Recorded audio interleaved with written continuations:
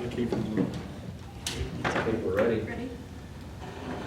Okay, this emergency or special meeting of the Clearlake City Council will come to order at 2:03 p.m. Mr. Mayor, just before we start, I was wondering if we could just double check that Vice Mayor Sloop can hear us. Definitely, yes. Okay. You're going to have to speak up a little more, though. I can hear you loud and clear. Because I don't hear you as loud and clear. At any rate, we'll work it out. Madam Clerk, may we have a roll call, please? Councilmember Harris? Here.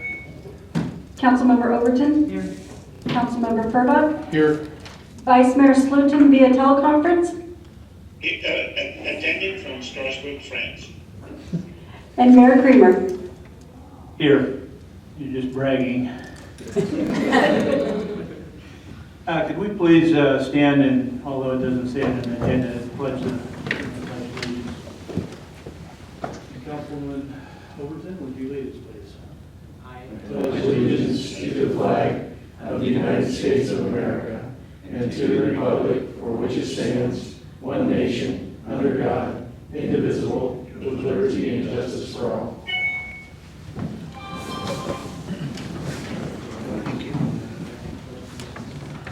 Okay, as always, meeting procedures, all items on the agenda will be open for public comment before final action is taken. Citizens wishing to introduce written material into the record of the public meeting on any item are requested to provide a copy of written material to the city clerk prior to the meeting date. And has any of that happened, Madam Clerk? No? Have you received any? No. Okay. Okay. Speakers must restrict comments to the item as it appears on the agenda and stay within a 3-minute time limit. I have the discretion of limiting the total discussion time for any item. As a courtesy to others, please turn off your cell phones, as I just did, and any other distracting devices. Okay, first the consent agenda. Any changes, Mr. City Manager? Yeah, we'd like to pull item number 1, and Chief White would like to make a correction to the staff report and provide a little more information to the council on that item. Okay, so then we will address that. Anyone on council want to pull or change any of the consent? No, Mr. Mayor. From the public? Seeing none, I guess we will proceed then to item 1. Do you want to pull it for future consideration, or No, did that's you just fine. want? Chief White will provide some background to the council. I'm sorry.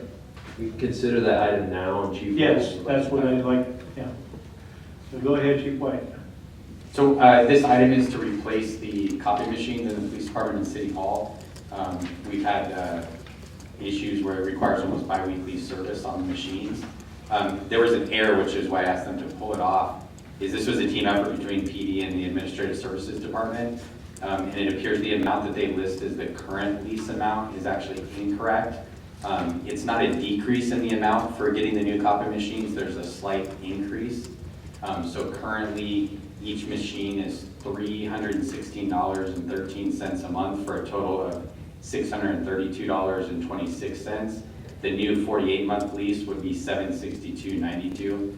So there's a small increase, but it'll give us both color and black and white. So I just wanted to make sure that for the record, and we'll amend the staff report afterwards, that it is a slight increase in the amount, not a decrease.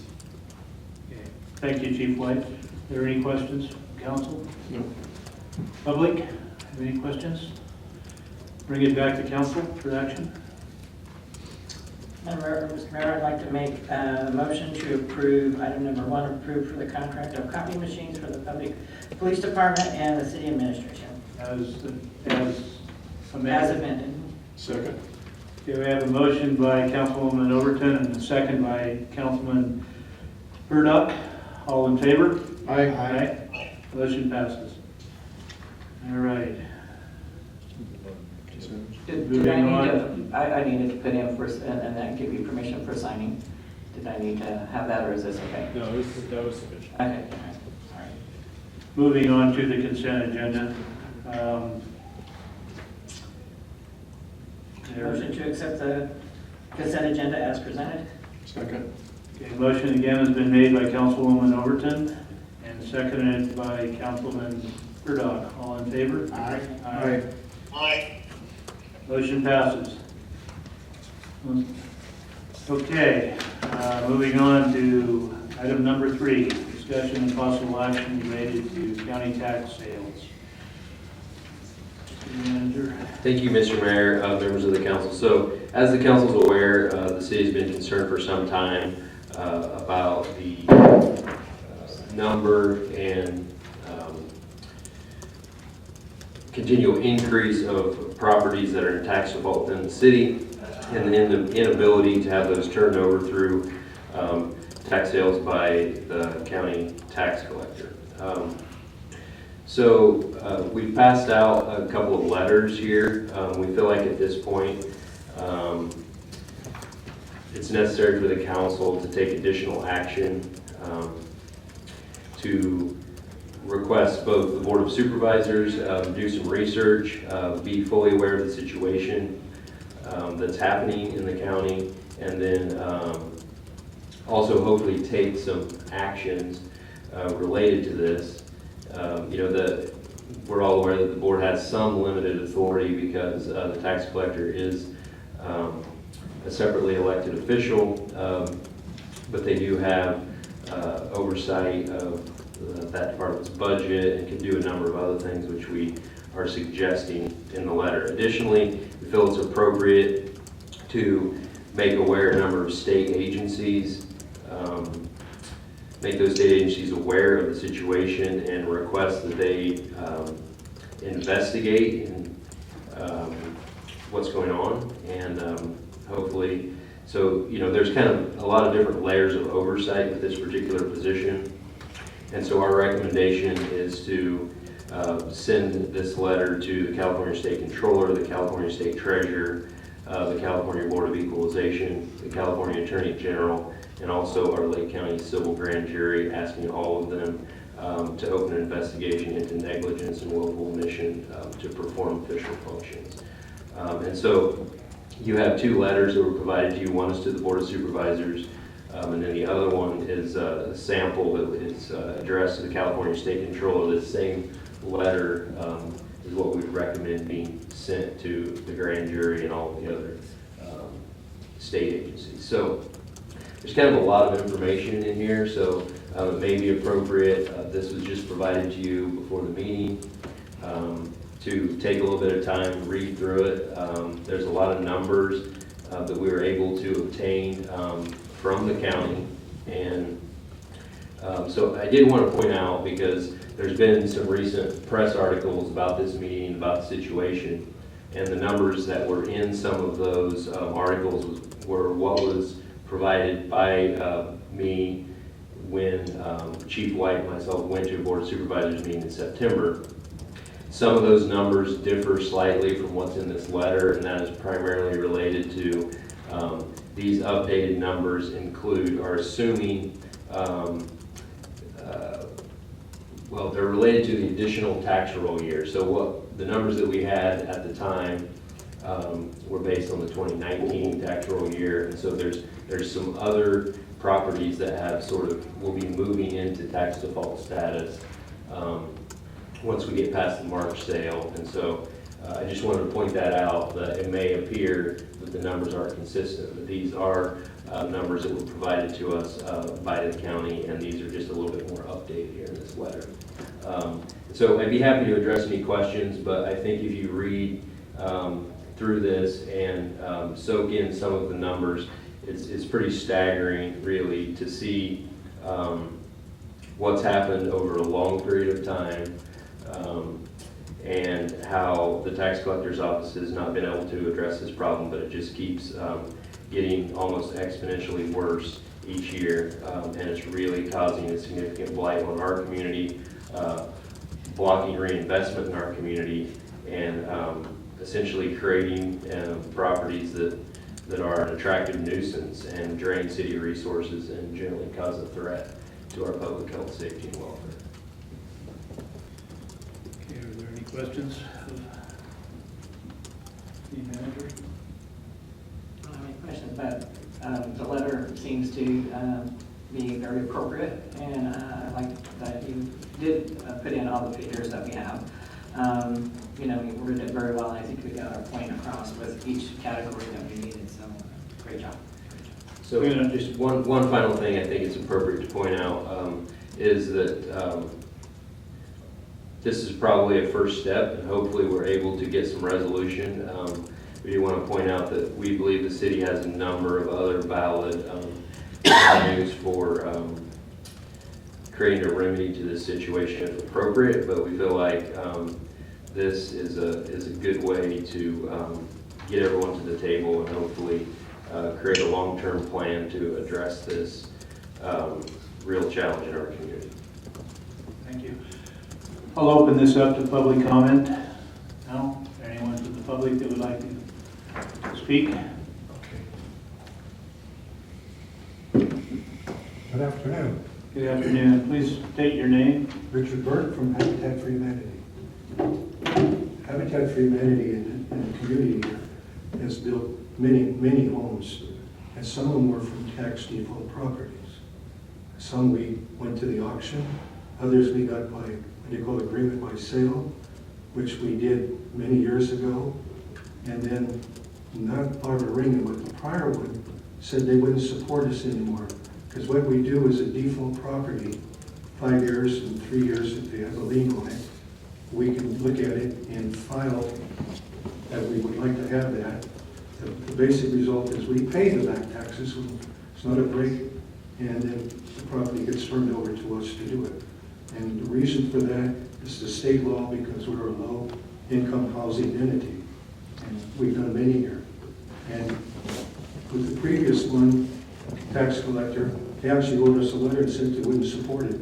And this is actually in the state law, it's not something local.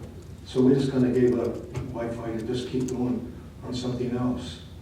And I talked to the present tax collector here about 6 weeks ago, and I asked her, would you support us if we file some again to get? And most of them will be here in the city of Clearlake, like they were before. She said she would support it. So, you know, we have to do a lot of things to do that, to get a look at all this list of properties and to go through it and do that. But it's another way for the community here to see if they want to, this is about blight and other things. And then if we put a house on it, the tax roll comes in and for it. And, you know, so there were things there that can be worked out. But the issue is mostly what the tax collector's office will do with our application. The process goes from the tax collector to the board of supervisors, goes to the state controller's offices, and they bless it, gets back, and we end up getting a property. But when you do these, even on the tax default, boy, there's some hurdles in this. Because if there's a lien on it and you go to tax default, clearly says the title is clear, but 60 or 90 days for IRS liens to come through. But what happens, you pick up the lot and there's a lien that's recorded, the county won't do anything to remove it, even though they say, and it's not just this county that does this, that lien is on there, so when you end up with the practical things, you can't get title insurance on it to build anything. And we've got a couple lots right here in Clearlake right now that we wish we could have built on it several years ago, that we're still working with to get that stuff cleared. So there's a lot of that. And the other thing from us, there isn't a month goes by, sometimes not a week goes by, that somebody offers a lot for us, you know, to actually donate to us. And we have a lot of them, but most of them are not buildable, or they got issues. They got title issue. Who really owns the property? And that's kind of the whole thing. That's the gamut of things that you see here. Because a lot of them we would like to take, but there's no proof of who owns it. So we can't go any further with them, turn them down, right and left. There's a piece of property over here in Liddell. In fact, there's two homes together, we would like to get them. But some of them have too many liens on, some of them by the city. It just isn't worth for us to do. So if we can somehow work all of that out, we're willing to put a new house on it or refab the one that's there. And we have done some of that on our own, but it's a difficult process. And those that even do purchase it on a tax default, most of the time the companies won't touch it, give insurance for 5 years. That's common in California. So you have all these hurdles when you do the tax default sales. And so just wanted to bring up our experience here in the city. So I don't know if you got any questions or anything. Thank you. Okay. Thank you, sir.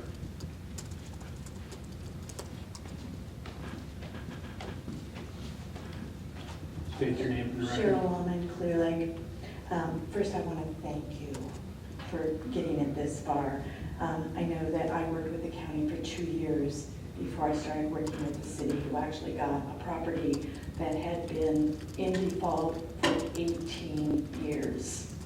So I know that there are a lot out there, and it really impacts the quality of life for those of us living around those individual homes. So again, thank you, and if there's anything I can do to help you with the process, if you need public support, let us know. You have a lot of it, and we would like to help you make something move forward. Thank you. Thank you, Ms. Nolan. Is there any other public comments back there?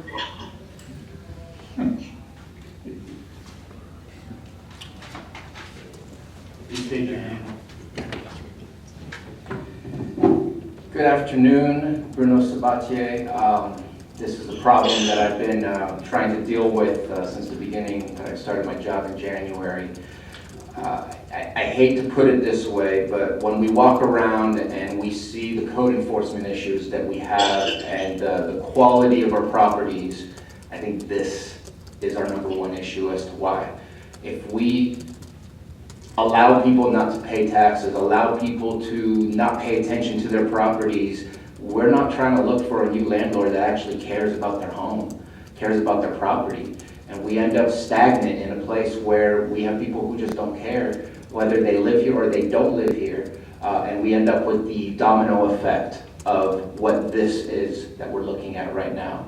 I know that you have some of it in writing, but I just want to highlight it because I think it's really important to think that 1 in 4 properties are tax defaulted anywhere between 1 year all the way to 38 years. We have one property on 22nd Avenue right next to a property with a home on it that has never been placed on a tax auction, and it has 38 years of defaulted property taxes. There are some very large issues. I think part of the issue is also I'm unaware as to what the process is to get these properties on the tax auctions. I don't believe we've been asked what properties we want to see. We should know better than anyone else. A jurisdiction should know better than anyone else which properties we want to see on the tax auction. If we know somebody's interested in a commercial development, if we know somebody's interested in a subdivision, we should be the ones to be able to say which properties go on the auction. But instead, right now, it's in the hands of the tax collector. By we, you mean? We the city. Or We the city. County? I live in the city, so I guess I still say we. You speak for the county. And unfortunately, I wish I could speak for the tax collector, but as an elected official, the county itself has no jurisdiction other than taking away her budget, which is not necessarily the fix that I think is going to help us in this situation either. I have had Moke Simon and myself, which I think is fortunate because we both represent portions of the city of Clearlake, have created an ad hoc committee to talk with the tax collector, push her into making some of these actions take place, such as the tax auction. We started after the last tax auction did not happen. That was supposed to happen in June. We have asked her to resign from her position for the inability to do her job. She has submitted a letter to us, has backed down on the date, but I am pushing as if that date still exists. In the last 11 years, we've had 7 tax auctions, and in the past 5 years, we've had 2. This is not going to help us. We are doing great things here in the city of Clearlake. We can't have the county do this to the city. If you look on your list, I don't know if you received the list of the entire county or just what's going on in Clearlake. I've been going through the thousands and thousands and thousands of listings of tax defaults. Overall, the county has 12,500 properties that are in tax default. Of course, just like in the city of Clearlake, paper parcels are a huge issue and those need to be tackled as well. But overall, we're looking at $18 million worth of property taxes that are owed. That is insane. Some of the biggest problems are here in Clearlake, Lucerne, and Nice. And again, visually, go around and visit those neighborhoods. I can understand why we have problems. We're not selling these properties to somebody who might actually care about their property. And as neighbors, we're fighting to deal with the properties that are being completely left unkept, blighted, and potentially having squatters as well. These are the same properties we're dealing with. We have to do something with it. I support the letter that you're going to be sending. I'm working constantly with City Manager Flora to figure out how it is that we can best approach this. I just want to tell you this is as important as it is, even more so than I thought until I started going into these numbers and getting the details, and I'm here to help. Are you on an island, or do you have? No, there is support from the board. Unfortunately, similar to, I'll say similar to the Frank Rivero situation. Even with a vote of no confidence, it doesn't mean that that person cannot remain in their office and do their job. I'm not so much interested in the tax collector as the situation being resolved with the properties. And I think both are in the same realm of we need to work with the tax collector to fix the problem that's solved, because that is her office and her department.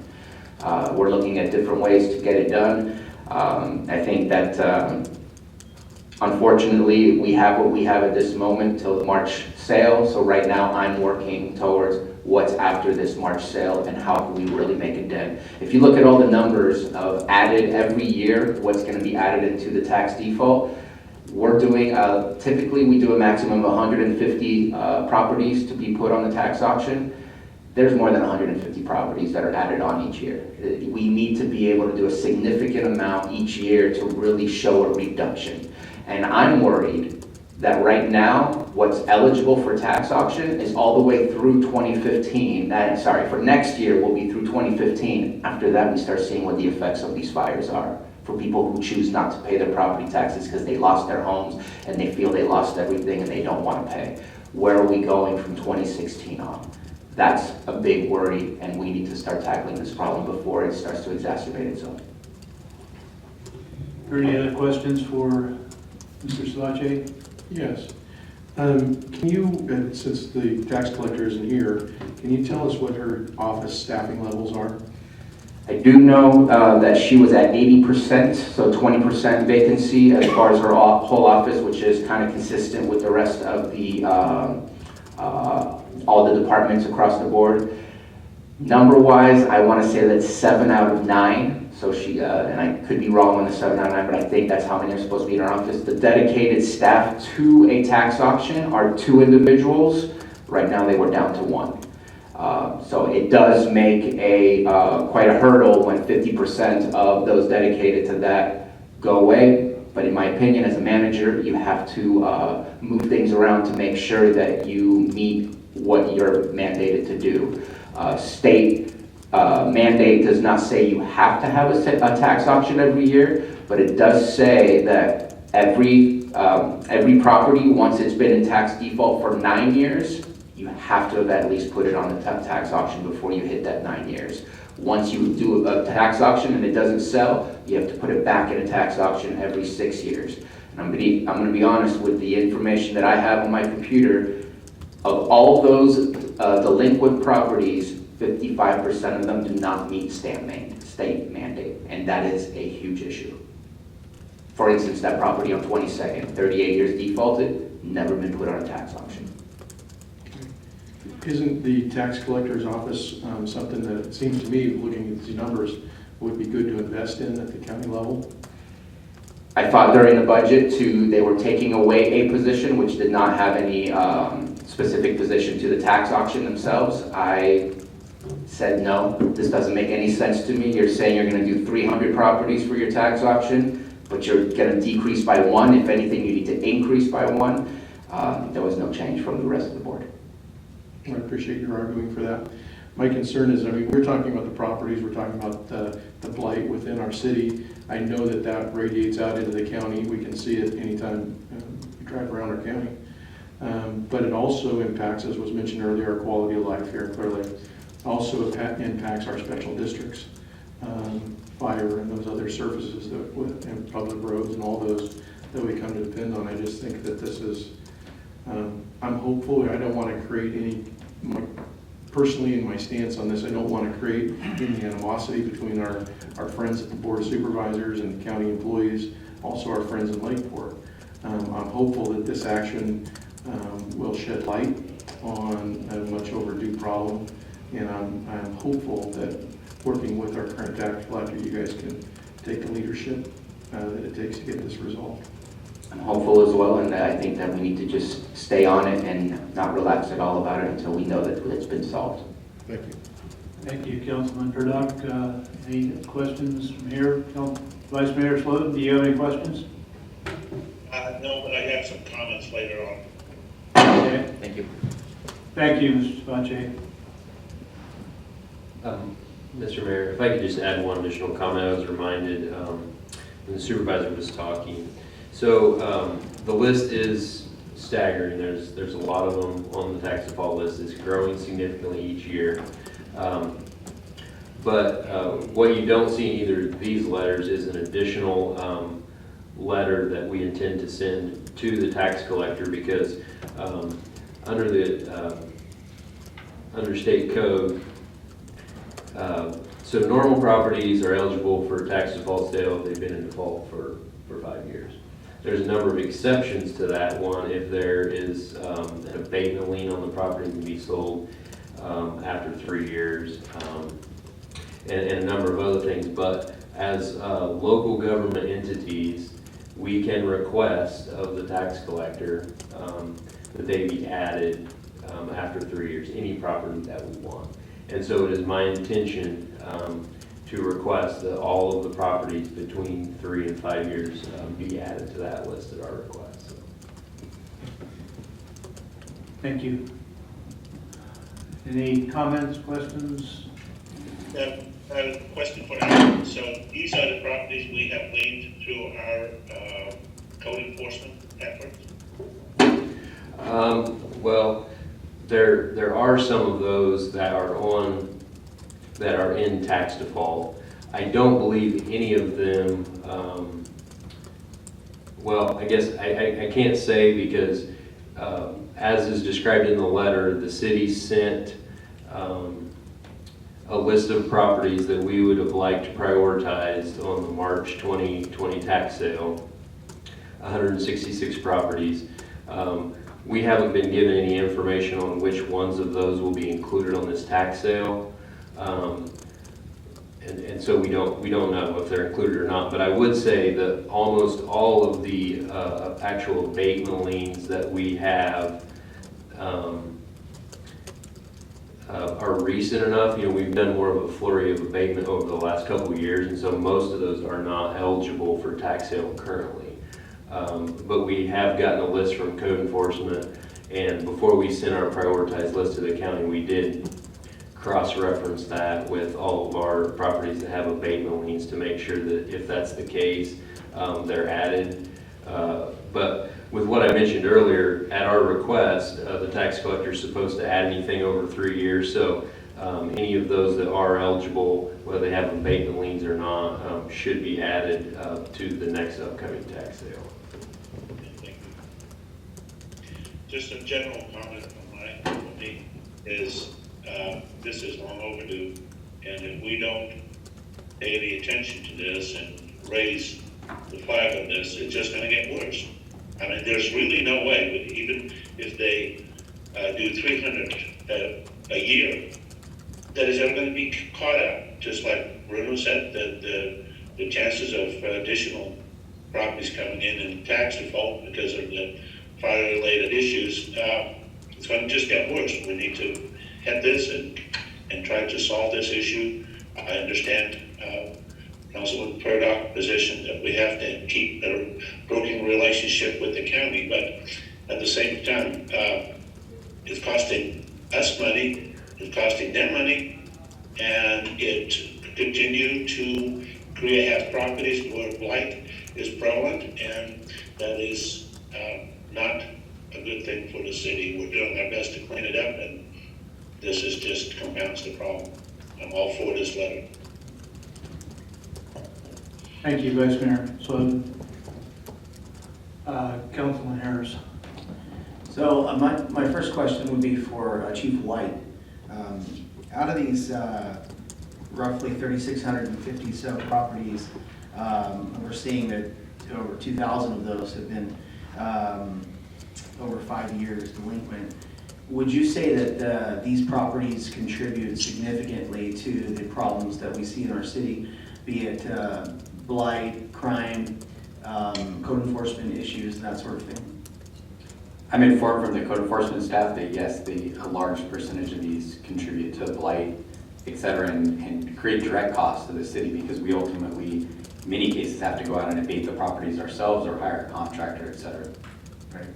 So essentially what we're looking at here is knowing based off of the numbers that 25% of the properties in the city of Clearlake are not paying taxes or contributing to the resources that we use on a regular basis, but these properties are not only not contributing to our pool of resources, but are essentially acting as a continuous drain to our resources.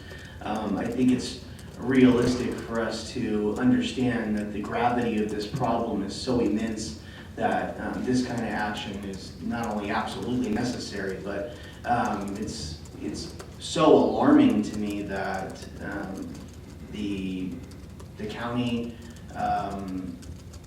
itself and the tax collector's office hasn't already seen this as an enormous issue and started the action. I appreciate Bruno speaking on that and Bruno's actions that he's taken since he's been on the supervisor's arena there. But no, absolutely, if we're looking to achieve the goals we're looking to achieve in the city of Clearlake, this is an enormous step forward to get these properties sold, because the fact is we're never going to have the resources we need until we can start accommodating some of the housing needs in our community. I mean, this is such a multifaceted problem, and it contributes to every negative aspect of our community. So I'm incredibly supportive. I'm so grateful to the city staff for coming back with these very well-formed letters. Appreciate it very much. And I'm really hopeful that this is really seen as an immediate issue that needs to have an immediate solution derived from it. So I'm hoping they take it deadly serious. Thank you, and I would just add quickly that, I mean, we see this as this is not a first step. Our first step was trying to get more properties on the tax sale through the normal process. That was not very effective, and so this is the next step, and hopefully this resolves the issue. We get a long-term plan together to address this issue. I mean, it's as bad as anywhere in the city of Clearlake, but this is a countywide problem. I believe from the numbers, like some places that you wouldn't first realize, Hidden Valley, for example, over 15% of the properties in Hidden Valley subdivision suffer from the same problem. And so this is a good first step. There's a lot of other options that hopefully we don't have to pursue. Right, I appreciate that. It's equally damaging to the entire county as a whole, absolutely. And hopefully this will be the process that starts the ball rolling across the entire county, because obviously anything that happens in our county affects all of us. Right here in our city, obviously the problem is daunting. So thank you so much. Thank you, Councilman Harris. Councilman Overton. Okay, so I'm looking for a solution here. And so from what I can gather is the reason why they're not doing any more is because they don't have the funding to do more. I don't know how much this costs to do. Do you happen to know that, Bruno? They make money every time they do it. But who does the auction? Do they hire somebody? I'm trying to get some clarification. Public clarification here. So I'm assuming they hired somebody to do the auction. So there's a three-step process. One, first you gotta get your list of properties and you gotta get a whole portfolio done for every single property. What are the liens on it, who has rights to that property, who has first bids on that property, maybe it's a nonprofit, maybe it's a neighbor, maybe it's a They have to get the printout. utilities company or something like that. So they have to send out to every single party a letter to help. Once they have that portfolio done, they send out letters to all the parties that are attached to that property. So that first part is the portfolio. The second part is, what's the word when you put something in a newspaper? You advertise it. Public notice. Public notice. Thank you. You notice all those people that are involved with those properties. And then the third part is the actual auction, which right now is being outsourced to an agency who does, and I believe it's an online auction, but it's a third party that does the auction part. Right now, we're being told, which is not necessarily correct, that nobody does the first part and the second part. They're correct in the sense they don't do the whole thing, but there are people that can do the first part. And so we're looking into, let's see about putting this out to a third party. They can get a commission on all the sales that they do. But there needs to also be a plan, because just because it's a paper parcel doesn't mean it's going to sell. Let's see about grouping some of these properties together, even if it, grouping enough properties near other houses so that you can say, look, I have a little block for you to develop a little subdivision. It doesn't have to be a large subdivision, it can be something small. I think we need to look at it strategically in how it is that this area is going to be most beneficial to putting on auction rather than just individual properties only. So the first initial thing is that there's not enough staff to put the portfolio together. Is that I what think you're that is an saying? excuse. Okay.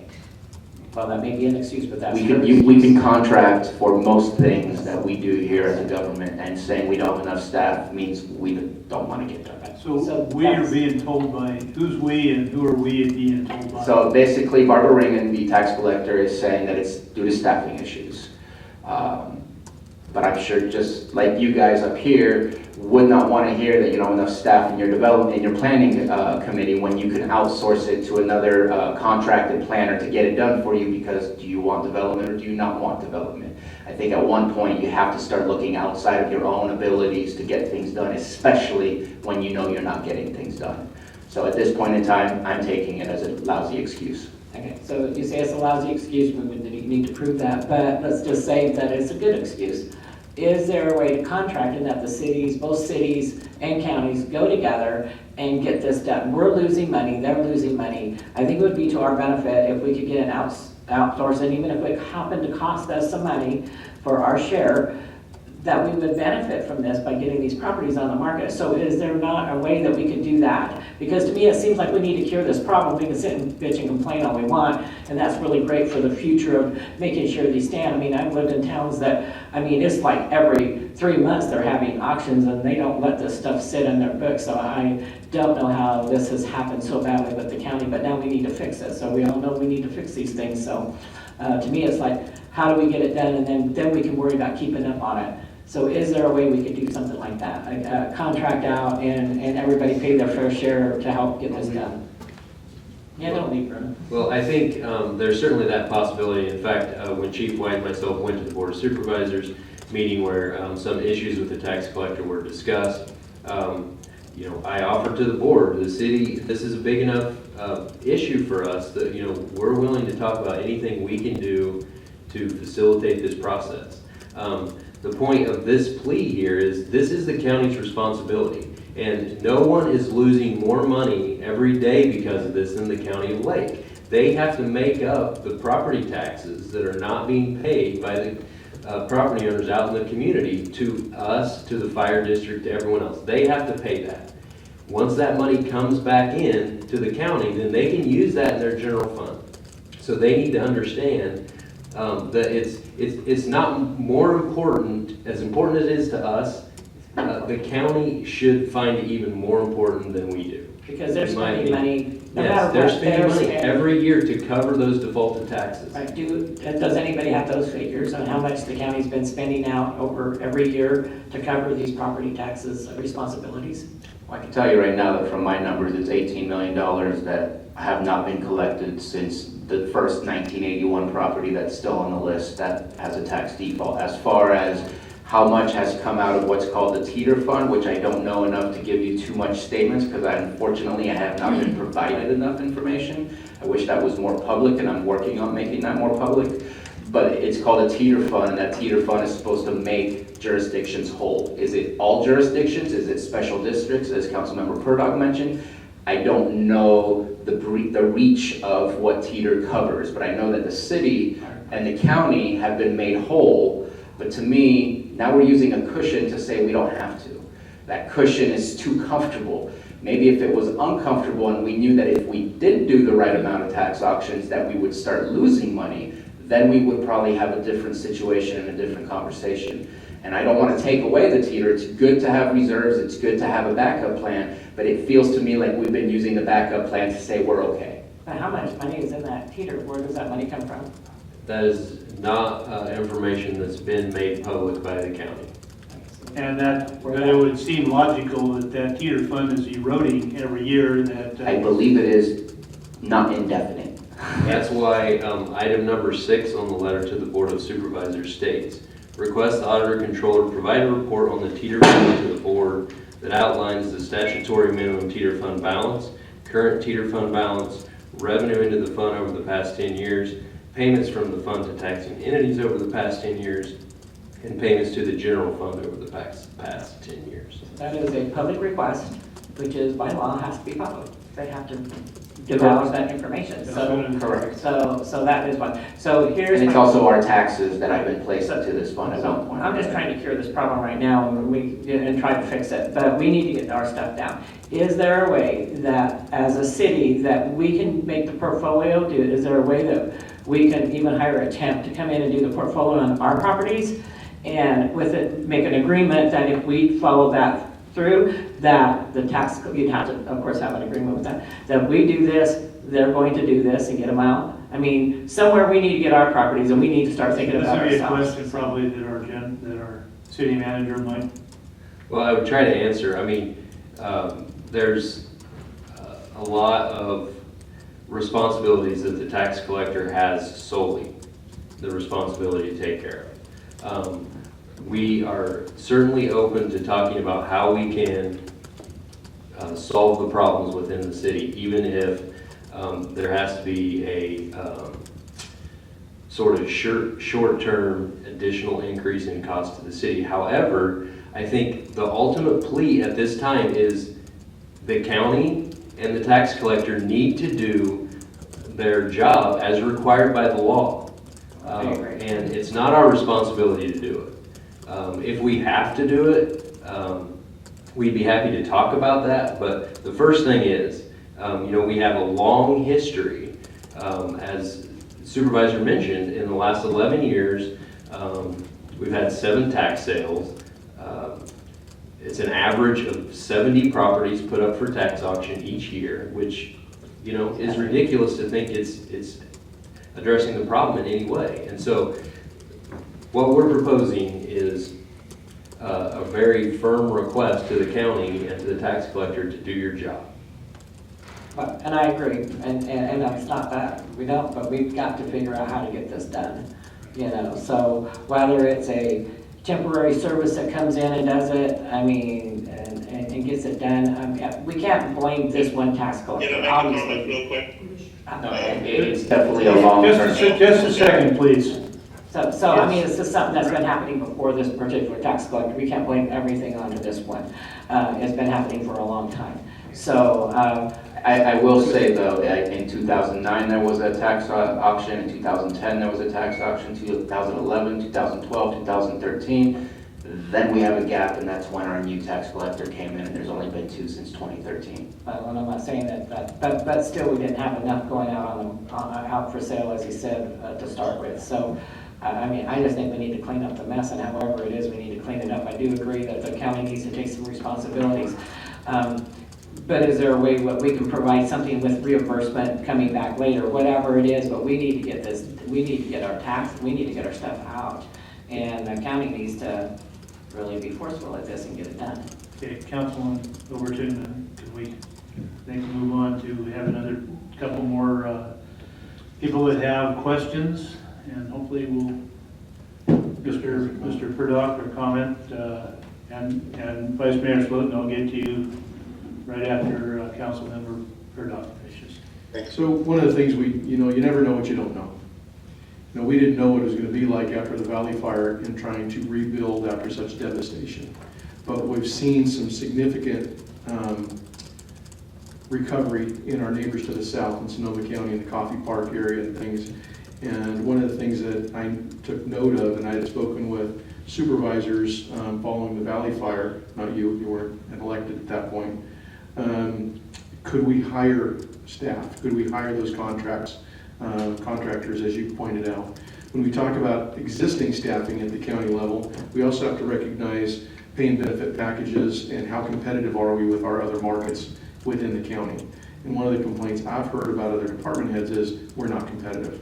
And we lose a lot of people, not just to other outlying counties, but also within Lake County because we can't be competitive. So that's a real problem when you're constantly training them, and that revolving door is just spending all the time with our employees leaving, county employees leaving. We were seeing that with our police department before we saw their wages. Understood, and it was good to be a part of that. But what I'm getting at is, I agree with Councilmember Overton. I don't want to just say, here's your problem, you guys fix it. I'm asking once again, can we do what we've seen our neighbors do when there's a crisis like this? And I see this as a definite crisis. We can't keep kicking the can down the road. So I'm asking you as a member of the board, a representative of this city, that we look at either number one, increasing pay and benefits for that department, because I see it as an investment. And you need to have good quality people in there to do the work that needs to be done.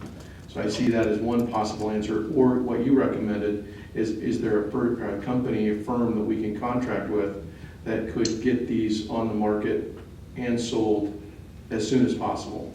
I think if you're looking at $18 million in unpaid taxes, I think that would definitely be enough to pay for that service, as you pointed out. And again, I would just implore you to go to the other four and ask that we need leadership on this. And kicking the can down the road doesn't work. And one of the offers that I can make is, I don't have a date off the top of my head, but I do have a meeting with the ad hoc committee for the treasurer tax collector coming up. I will suggest that we invite a city staff member or council member to be at the table. That was another point. So that we can go ahead and continue the conversation with you and vote. But I also encourage that you consider not just, I would like to see a staff member be appointed on the ad hoc from each city, but you might want to think of some of those other special districts that have also a voice in this. Okay. Thanks. Thank you, Councilmember Purdock. Vice Mayor Slotin, you had some comments. Do you want Mr. Sabatier to stay up there, or? Numerous counties use outside sources. There's a company called Bid for Assets. They do tax sales for Santa Clara County, Kern County, Tulare County, San Joaquin County. Numerous counties hire this company. Obviously, they charge a fee, but I think it might be wise to consider that, considering that basically a tremendous backlog and an inability for the itself to do it. It needs to be done soon. So I would suggest to hire an outside company like Bid for Assets that I've seen advertised to do this kind of stuff. Thank you. Councilmember Harris. So that's a good point, Councilmember Slotin, but that's actually what the county uses as Bid for Assets. The problem that we're seeing is the first two steps before it gets to the auction. The auction is actually put on by Bid for Assets, but it's just the first two steps where we're running into the issue is getting the properties actually to the auction block. And again, I think that I would echo the sentiment of my fellow council members in the sense that we have to solve the problem at the county level I wouldn't jump in immediately with the concept of us ponying up for the cost of such a thing. I think that obviously the county stands to benefit directly from this, so it would seem reasonable that they would take the appropriate action from the leadership perspective to make this come to fruition as quickly and as often as possible, since they have a direct benefit. It just seems fiscally responsible to do such a thing. Thank you, Councilmember Harris. Are there any other comments from council? In listening to all the comments, I have to say also that I think this is a county, must happen at the county level. I don't see our city being involved in the actual action of selling these properties. It's not it's not within our purview, quite frankly. But it's hurting us every minute that they don't get sold. I love the idea of going to an outside company to do this, whether it's the end sale or getting involved up front to get them ready for sale. And I expect Supervisor Sabatier that you'll go back with these ideas to the council and back up with the letters that we're going to send, I believe, that we're serious about this. This needs to be solved. It cannot go on any longer. It's gone on far too long. Selling 70 properties a year when you're getting in twice that many is never going to end. It will just get worse and worse until our teeter funds are exhausted, or the county's teeter funds are exhausted, and then we're in a real problem. Whether you have to hire more staff or not, I really think the best idea is to outsource it, because I don't think it's going to get done within your county agencies. But at any rate, I think at this point in time, we're probably ready to take action. So I will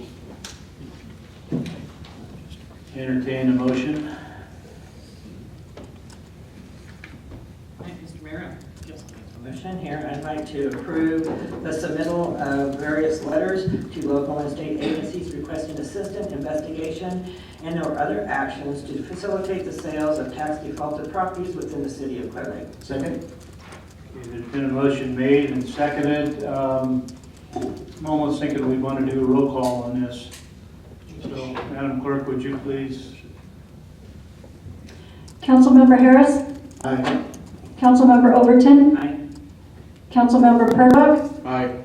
Vice Mayor Slutin, Aye. Mayor Creamer. Aye. Motion passes. You have your direction. And thank you, Ryan, for Mr. Jones, for being here today and the advice you have given Mr. Flora in advising these letters. Hopefully they're going to do the trick. So, I think that's Thanks, our Vice Mayor, for joining us from the distance of afar across the I wouldn't board. miss this. This is very important, and staff, thank you, Alan, thank you for putting this together, and it's very important to get this resolved. Thank you. Enjoy your vacation. Good night. Good night, gentlemen. All right, I think that's all the action we have. So we will adjourn at 2:56 p.m.